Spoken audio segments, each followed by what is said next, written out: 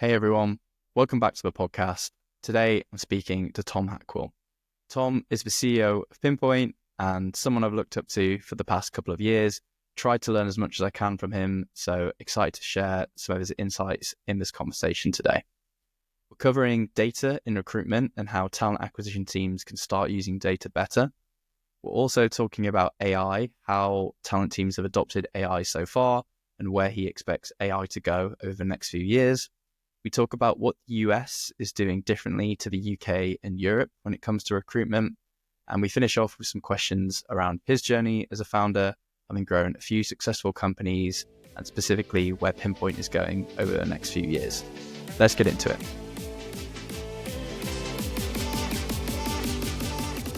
Tom, thanks for joining me. Thanks, Joe. Appreciate you having me. I've heard you speak a couple of times, been in the audience at a couple of your talks this year.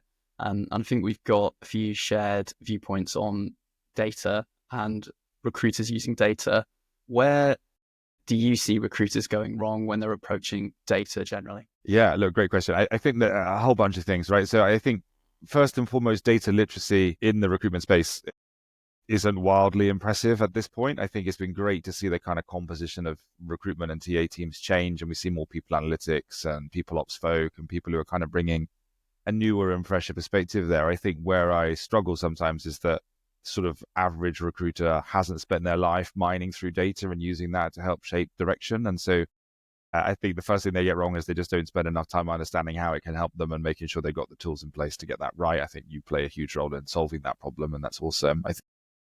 Second to that, I think when you sort of move up the maturity curve and we speak to folks who do have some data or kind of know how to frame the data they have, what I think people are often guilty of is, when you're a CEO or a leadership team and you speak to your finance house or your sales house or whatever, they bring data to you, but they give you narrative around how it helps shape business decisions.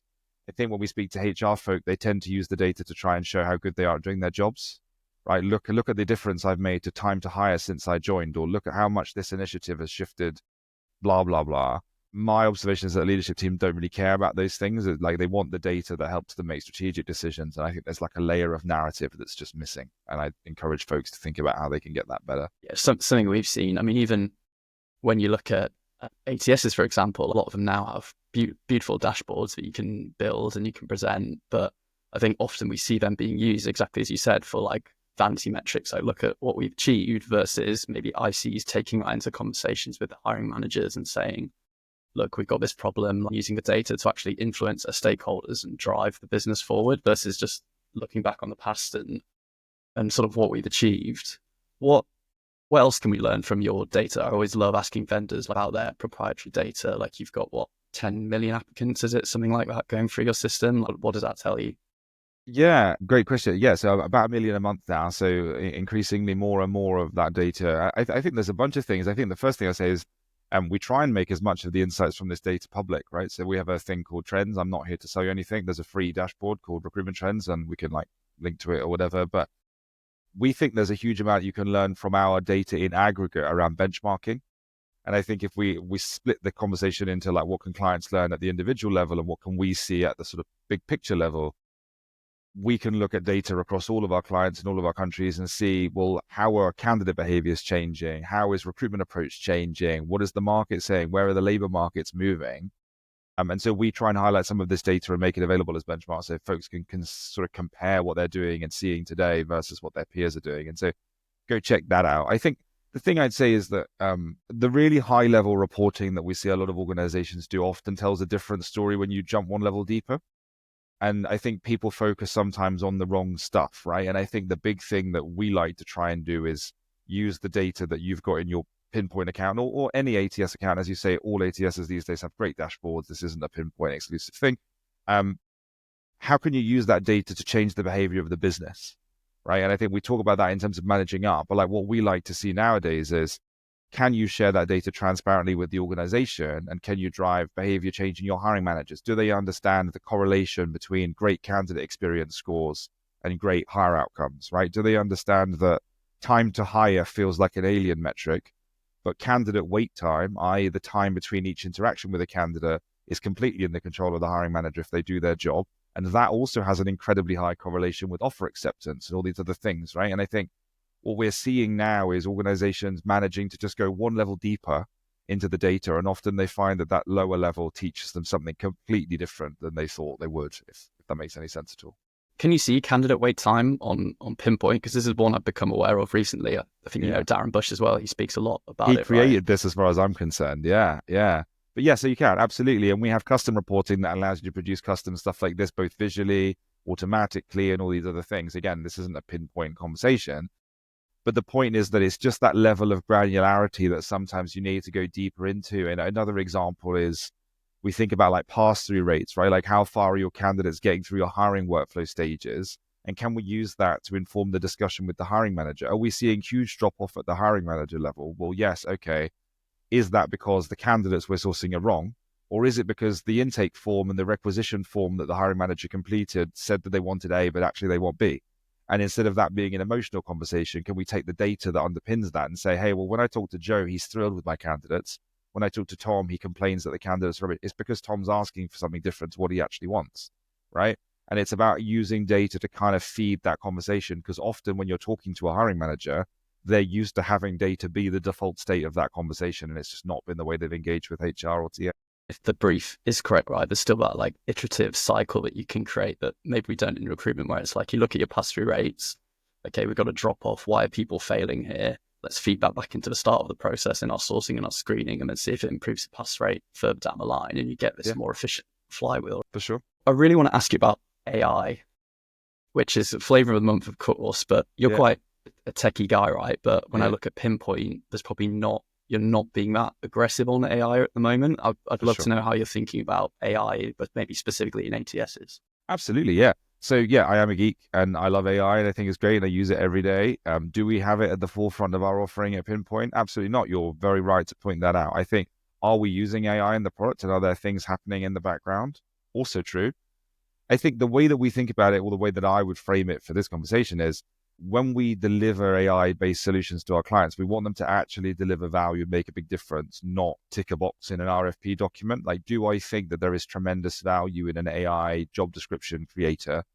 Honestly, not really, right? Like, I think what you end up with is a very commoditized job description that kind of flies in the face of our kind of candidate first perspective on the market.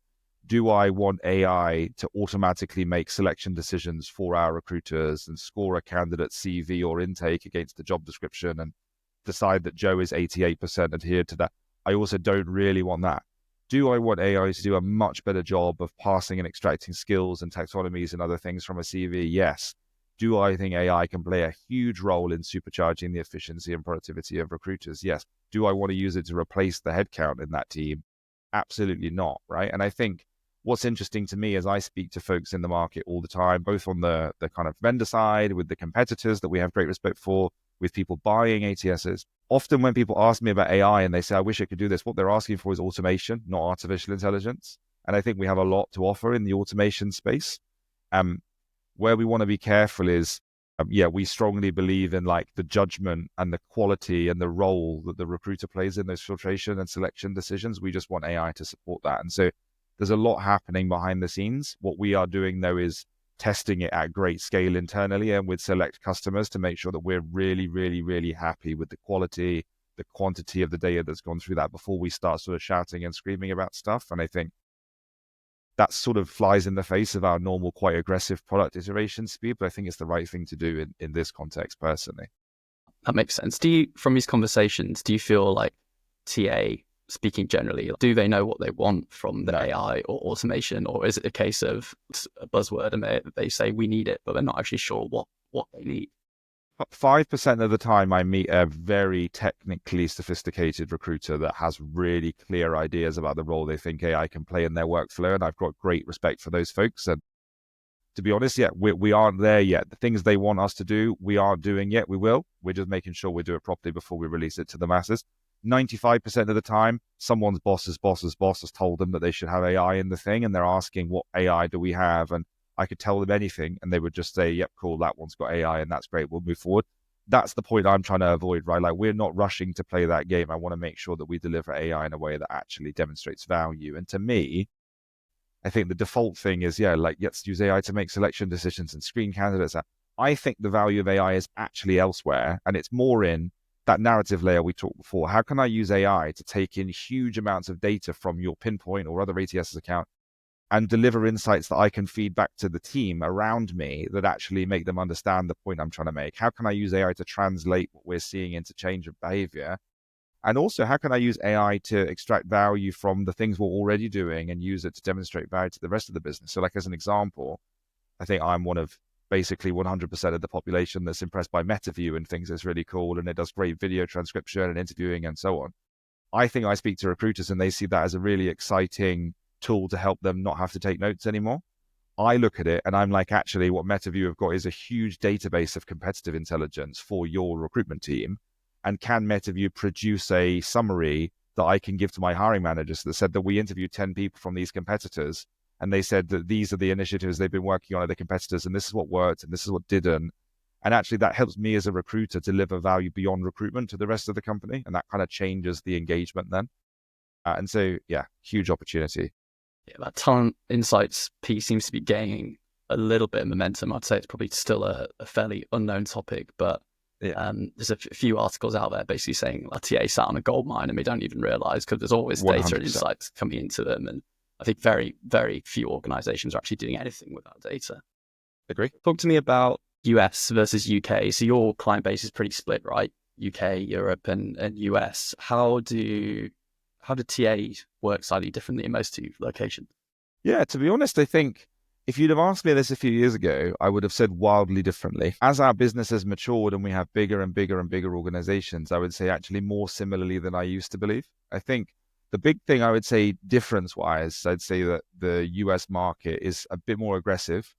They're much more interested in innovative solutions and new ways of doing things. Perhaps they are like conventionally called early adopters, I guess, but like it's been a much easier conversation for us in the US than it was early days in the UK because people were much more willing to take a punt on us as a new solution or try a new approach, or they were engaging with things. I'd also say that a lot of the organizations I speak to in the UK think about recruitment job first, i.e. they think about a job and they think about what that process looks like and kind of work backwards from that. Whereas a lot of the organizations we speak to in the US think about roles candidate first, and they kind of reverse a candidate into the right fit within the business. But those deltas blend as the organizations get bigger. And as we've gradually moved up market, we see behavior kind of congregate more. I'd say that the US seem to have less tools in the stack. They're more likely to use an all-in-one solution than to have lots of disparate point solutions in their ecosystem, for example. But we're talking about kind of like technology and consumption rather than approaches to TA. And I think all I'd say is I observe that the two markets, the gap between them is closing. I just have a lot of respect for the sort of early adopter nature of the US. You mentioned sort of the all-in-one versus point solutions there. But where do you see the future of TA tech? 'Cause obviously the amount of point solutions is just growing and growing and growing. Do you think there's like this consolidation where an ATS also has like the interview intelligence, etc. in? I do. I think it's a great question. I think if we step back, like a decade or two ago, most people had an all-in-one. I think the fundraising landscape, and we don't appreciate the role this has played, but the sort of fundraising and economic landscape over the past 10 years, if we take the last 2 or 3 out, has been really frothy. And so what you've seen is this kind of disaggregation or this fragmentation of tools where you've gone from one tool to you've now got 10 because you've got a different assessment, screening, background checking, text messaging, email nurture, ATS, whatever. My blunt and honest view is that a lot of the companies that exist with these point solutions, with some exceptions, are features, not businesses, and they're quite economically unsustainable. And I think you've seen that already. And what you're starting to see is a much more aggressive consolidation. I think our macro view is the future is 2 systems. We would call them like more in one rather than all in one. So you'd have like a pre-hire platform, i.e. an ATS, and that ATS does or integrates with all of the things in that pre-life cycle world. And then you have your HRIS that does everything post. And I think it becomes increasingly important that those 2 systems integrate so beautifully tightly that it feels like a first-party experience. But that's our view, right? 2 systems rather than 15, pre and post-hire. Interesting. I want to talk a little bit more about you, Tom. So I've watched a couple of your talks preparing for this. You spoke before about your personal strengths lying in organizational design. First time I've really heard anyone speak about that. What is it? And I guess why are you good at it? It's generous to say that I'm good at it. I think maybe I'm good at it because I think about it at all. And I think to your point, it's like maybe it's new language. Maybe I just made it up. But like what I mean when I say that is that I think building companies is kind of like an art form in itself, right? Like I used to be an engineer and I wasn't great at that. I used to design things, wasn't great at that either. But like I like building companies, and I think of a company as a product in and of itself. What does that company look like? How does it function? It's like, think about it like working on the factory rather than in the factory, right? The design of the factory is what I would call organizational design, and how do all of those component parts work with one another? And I think I'm fascinated by that because I care a lot about productivity and the economy, and I think about what does the future of work look like?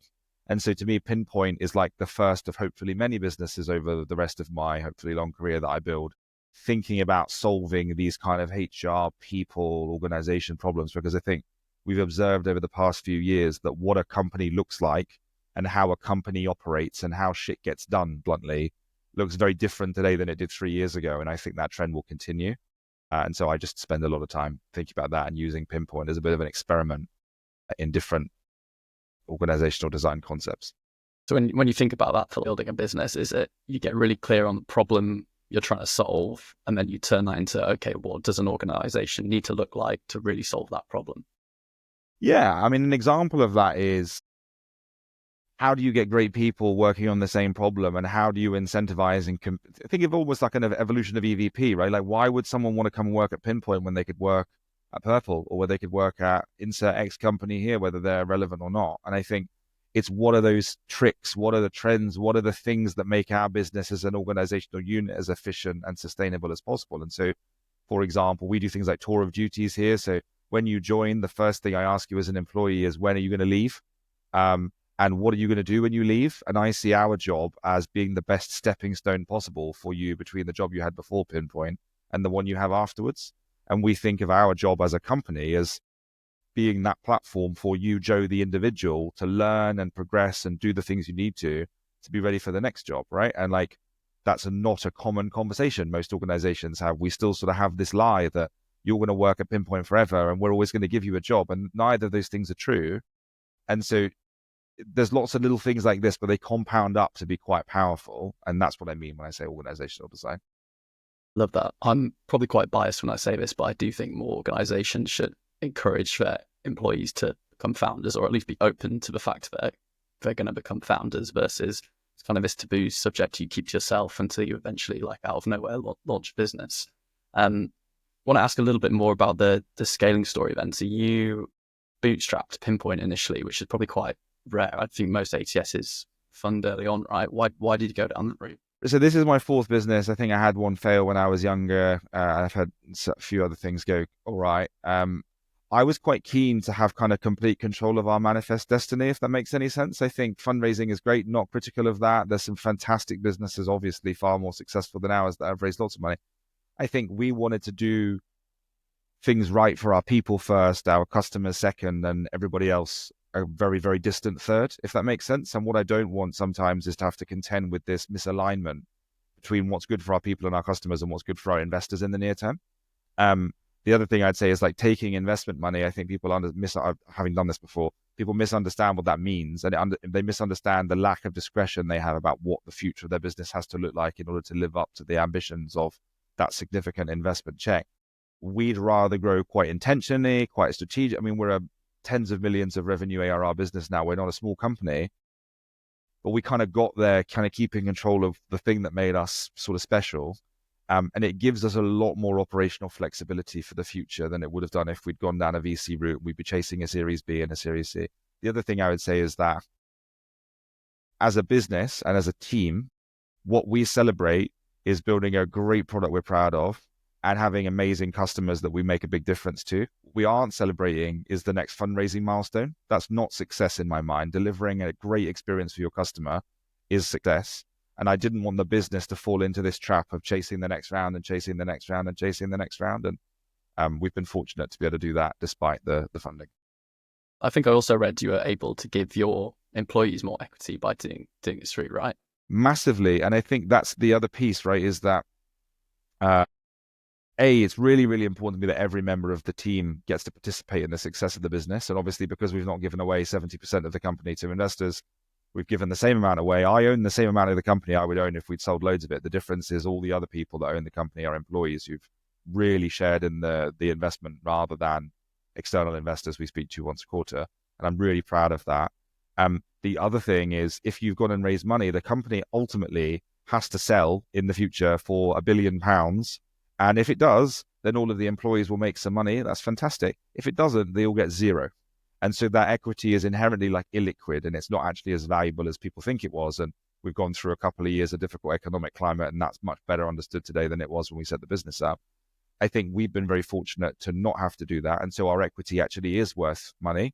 And we've run a number of secondary events over the course of the last few years of the business that's allowed us to put real money, sometimes hundreds of thousands or even millions of pounds, into the pockets of our employees to reward them for the effort that they've put into the business and sort of the impact they've had. And again, it's just a very different approach to the norm. I honestly think that a lot of other companies would benefit from thinking about the way they approach their company the same way we do, but sort of facetiously before. The reason we're good at it is because we even ask the question. Most people just do exactly what everybody else does. They don't think about it. It's very unintentional. And I think that's a real missed opportunity. Love that approach. Secondaries seem to be becoming a little bit more popular in terms of like giving employees liquidity events, which I think is massive, right? Number on a piece of paper, which, like you said, is effectively meaningless, starts to become more meaningful. Like, I think that's good for everyone. Awesome. Tom, love what you're building. Thanks for the time today. Thanks, Joe. Really appreciate you having me. All the best.